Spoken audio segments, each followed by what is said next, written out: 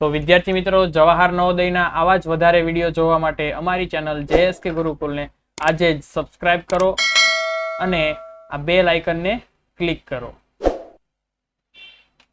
જય શ્રી કૃષ્ણ વિદ્યાર્થી મિત્રો, JSK ગુરુકુળમાં હું પ્રતિક્ષર આપ સૌનું હાર્દિક સ્વાગત કરું છું. અને આજે આપણે ભણવાના છીએ જવાહર નવોદયમાં ગણિત વિભાગનો પાઠ 3, વિભાજ્યતાની કસોટીઓ, સરાસરી તથા અજ્ઞાત સંખ્યાઓ. એમાં સૌ પ્રથમ આપણે જોશું ભાગાકારનું સૂત્ર. ભાગાકારનું સૂત્ર કઈ રીતે બન્યું છે જોઈએ એની માટે આપણે એક ભાગાકાર કરીએ. ચાલો તો ભાગાકાર કરીએ. અહીંયા આપણે ઝૂમ કરું છું થોડું. ચાલો ભાગાકાર કરીએ.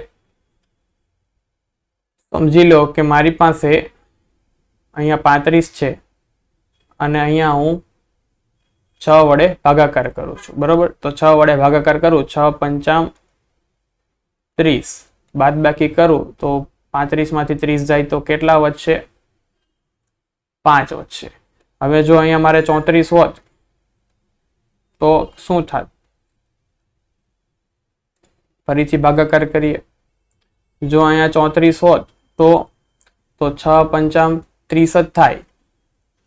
6 36 વધી જાય તો 6 પંચા 30 વડે ભાગ ચાલે, બાદ બાકી કરું તો હવે કેટલા વધશે? 4 વધશે. સમજાઈ ગયું? તો આ જે વધે ને એને શું કહેવાય ખબર? શેષ. આ વધ્યું એને કહેવાય શેષ. રેડી? આ ઉપર આવ્યું એને કહેવાય ભાગફળ. શું કહેવાય? ભાગફળ. બરોબર. પછી જેનો ભાગાકાર કર્યો, કોનો ભાગાકાર કર્યો? તો 34 નો ભાગાકાર કર્યો તો 34 નો ભાગાકાર કર્યો તો એને કહેવાય ભાજ્ય. શું કહેવાય? ભાજ્ય. જેના વડે ભાગાકાર કર્યો તો એને કહેવાય ભાજક. તો કોના વડે ભાગાકાર કર્યો? તો 6 વડે. તો ચાલો આપણી પાસે એક સૂત્ર છે, ભાજ્ય બરાબર ભાજક ગુણ્યા ભાગફળ વત્તા શેષ. તો આમાં આપણે જે દાખલો ગણ્યો હમણાં એમાં ભાજ્ય કોણ છે? 34. કોના વડે ભાગાકાર કર્યો આપણે? તો ભાજક કોણ છે? 6. ભાગફળ કેટલું આવ્યું? 5. અને શેષ કેટલી આવી? 4. સમજાઈ ગયો? આ ભાગાકારનું સૂત્ર છે. આગળ આપણે દાખલા ગણવામાં કામ આવશે. પછી છે વિભાજ્યતાની કસોટી. ભાઈ વિભાજ્યતાની કસોટીમાં કઈ સંખ્યા 2 વડે વિભાજ્ય છે? તો 2 વડે વિભાજ્ય કોણ હોય? તો આવું લખવાનું કે ભાઈ જે સંખ્યામાં એકમનો અંક 0, 2, 4, 6 કે 8 આમાંથી કોઈ પણ હોય તો એ સંખ્યા 2 વડે વિભાજ્ય હોય. રેડી? સમજાઈ ગયું? એકમનો અંક કેટલો હોવો પડે? કાં તો 0, કાં તો 2, કાં તો 4, 6 અથવા 8. આગળ જોઈએ 4 વડે વિભાજ્ય. 4 વડે વિભાજ્ય કોને કહેવાય? તો ભાઈ છેલ્લા 2 આંકડા, જે સંખ્યામાં છેલ્લા 2 આંકડા, આ છેલ્લા 2 અંકો એનથી બનતી સંખ્યા 4 વડે ભાગાકાર થાય, શેષ 0 આવે, નિશેષ ભાગી શકાય, તો એ સંખ્યા પોતાને પણ 4 વડે ભાગી શકાય. સમજાઈ ગયું? તો ચાલો આપણે એકાદો લઈએ કે ભાઈ એક્ઝામ્પલ તરીકે 324 એક સંખ્યા છે, એમાં છેલ્લા 2 આંકડા કોણ છે? જુઓ 324 સંખ્યા છે, એમાં છેલ્લા 2 આંકડા કયા છે? 324 માં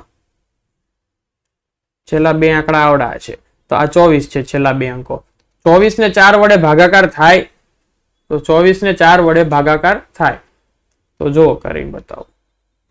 24 ને 4 વડે 6 ચોક 24, બાદ બાકી કરો, શેષ કેટલી આવી? 24 માં 24 જાય તો 0. તો 24 ને 4 વડે નિશેષ ભાગી શકાય છે.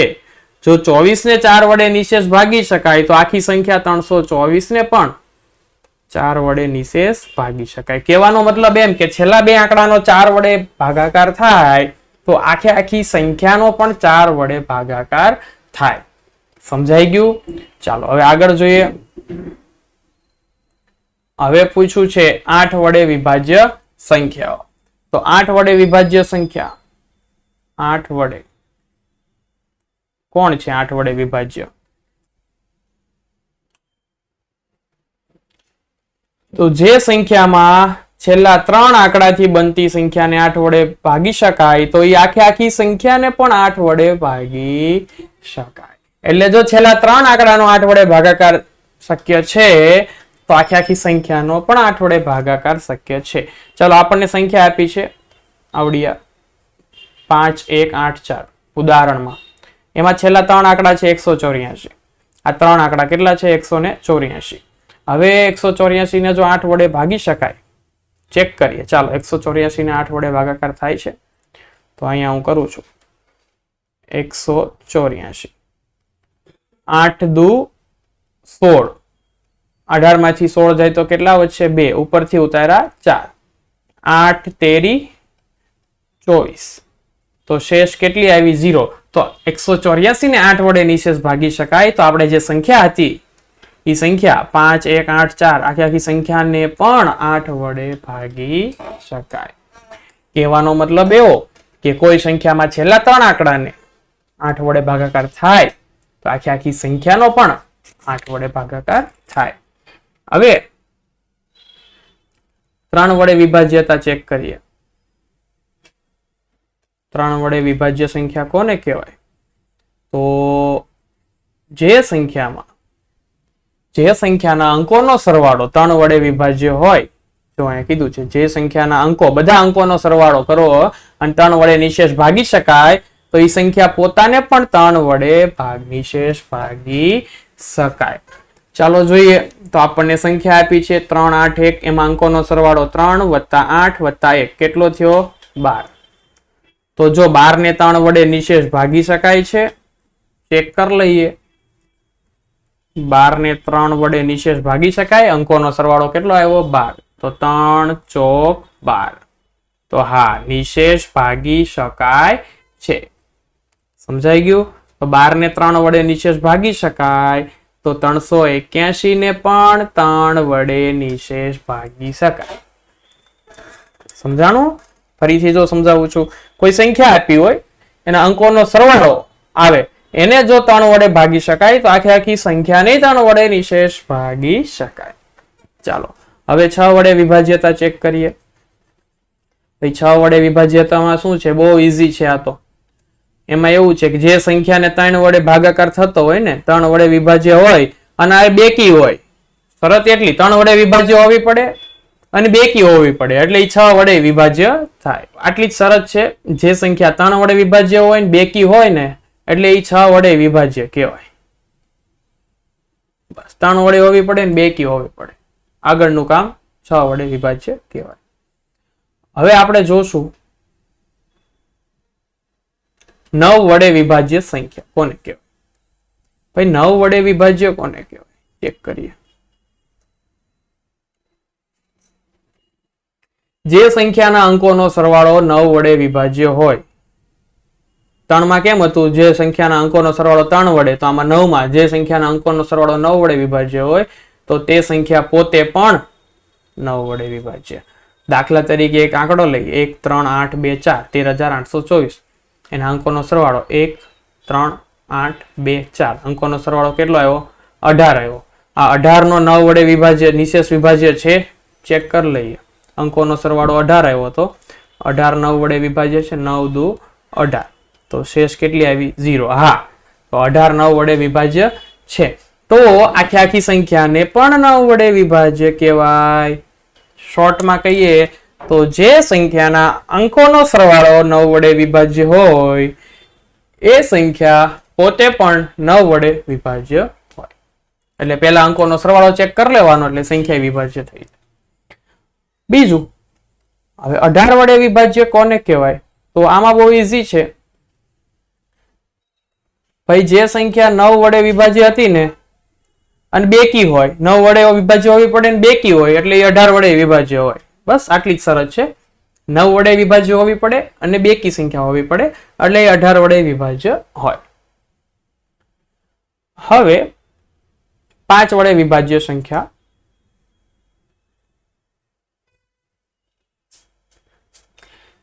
જેમ કે જે સંખ્યામાં એકમનો અંક 5 અથવા 0 હોય ને, એટલે એ સંખ્યા 5 વડે નિશેષ વિભાજ્ય હોય. એકમનો અંક કેટલો હોવો પડે? 5 અથવા 0. એ 5 વડે વિભાજ્ય થાય. એ જ રીતે 10 વડે છે. 10 વડેમાં બહુ ઈઝી છે ભાઈ, એકમનો અંક 0 હોય ને એટલે એ 10 વડે નિશેષ વિભાજ્ય હોય. તો આમાં એકમનો અંક કેટલો હોવો પડે? 0 હોવો પડે.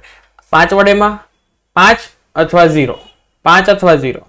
10 માં 10 વડે વિભાજ્ય ચેક કરવું હોય તો માત્ર 0 જ જોઈએ, 0 સિવાય કોઈ ચાલે નહીં. હવે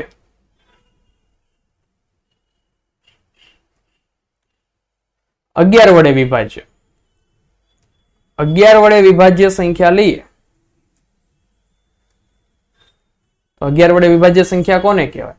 એ ભાઈ જે સંખ્યામાં એકી સ્થાનના અંકો અને બેકી સ્થાનના અંકોનો સરવાળાનો તફાવત, એના સરવાળાનો તફાવત, આ ધ્યાન રાખજો, એના સરવાળાનો તફાવત 0 હોવો પડે અથવા 11 વડે વિભાજ્ય હોવો પડે. તો એ સંખ્યા 11 વડે નિશેષ વિભાજ્ય કહેવાય.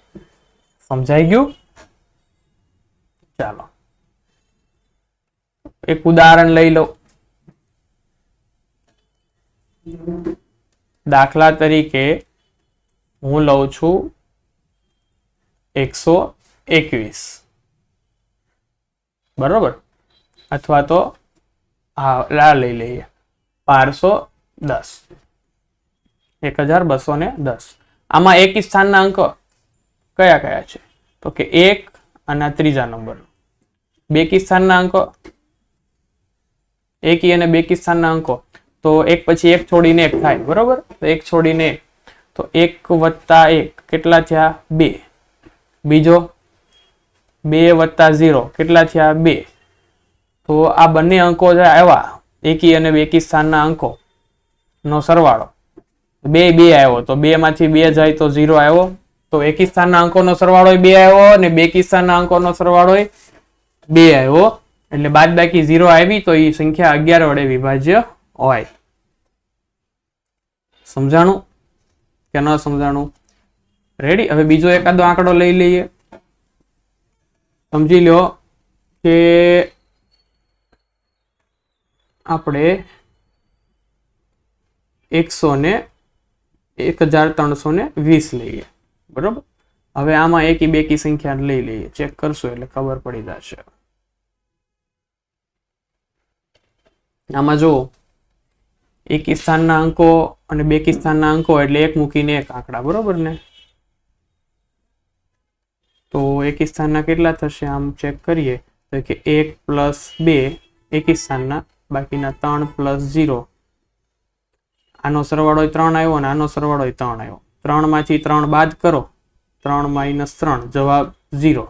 તો તફાવત 0 આવ્યો એટલે 11 વડે ભાગાકાર થાય. કાં તો તફાવત 0 આવવો પડે, કાં તો તફાવત 11 ના ઘડિયામાં આવવો પડે. સમજાઈ ગયું? એટલે એનો 11 વડે ભાગાકાર થાય. ચાલો હવે આપણે દાખલા ગણશું ત્યારે વધારે ખ્યાલ આવશે. આગળ જોઈએ. હવે છે સરાસરી. સરાસરીનું સૂત્ર છે. સરાસરીનું સૂત્ર આવું છે કે ભાઈ આપેલી બધી સંખ્યાનો સરવાળો ભાગ્યા કુલ સંખ્યા. ઉદાહરણ ગણશું તો વધારે ખ્યાલ આવશે. ઉદાહરણ આપ્યું છે કે 1, 2, 5, 7, 10 ની સરાસરી મેળવો. તો સૂત્ર મૂકી દઉં, સરાસરી બરાબર બધી સંખ્યાનો સરવાળો, ઉપર બધીનો સરવાળો કરો, 1 + 2 + 5 + 7 + 10. હવે એ બધાનો સરવાળો છેદમાં કુલ સંખ્યા કેટલી છે? તો કે આ 1, 2, 3, 4 અને 5 સંખ્યા છે. તો કુલ સંખ્યા કેટલી છે? 5. ચાલો બધાનો સરવાળો કરો તો આપણે સરવાળો કરતા જાય. 10 ને 7 17, 17 ને 5 22, 22 23 24 ને 1 25. તો સરાસરી કરીએ તો 25, ઉપર સરવાળો 25 આવ્યો, નીચે 5 આવ્યો. તો ભાગ ઉડીએ, 25 25. તો જવાબ કેટલો આવ્યો? 5. તો આની સરાસરી આપણને મળી, સરાસરી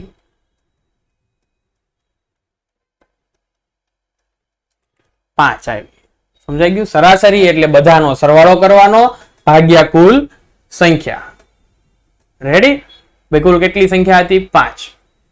ક્લિયર ને? ઉપર બધાનો સરવાળો, નીચે એની સંખ્યા. આ રીતના આપણે દાખલા ગણશું. હવે આવે છે અજ્ઞાત સંખ્યા. અજ્ઞાત સંખ્યા કોને કહેવાય?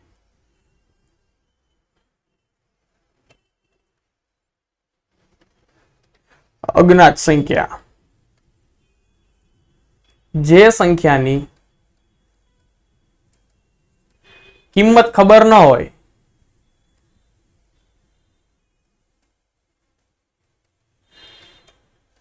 તે સંખ્યાને અજ્ઞાત સંખ્યા કહે છે. દાખલા તરીકે આમાં આપણે કહું 2x51 આ સંખ્યા કહું તો આમાં અજ્ઞાત કોણ છે? x અજ્ઞાત કહેવાય. સમજાણું? કેમ કે x ની કિંમત આપણને ખબર નથી, તો આ x કેવો છે? અજ્ઞાત સંખ્યા. સમજાઈ ગયું? જેની કિંમત ખબર જ ન હોય કે x ની જગ્યાએ શું આવશે મને ખબર નથી, તો એને શું કહેવાય? અજ્ઞાત સંખ્યા. આવું ઘણું બધું x આવે, y આવે, a b આવી શકે. સમજી લો કે તમને ક્યારેક આપવું હોય કે a + 3 = 0, તો આ તમારી પાસે આ a ની કિંમત તમને ખબર નથી, એટલે આ તમને a કેવી છે? અજ્ઞાત સંખ્યા છે.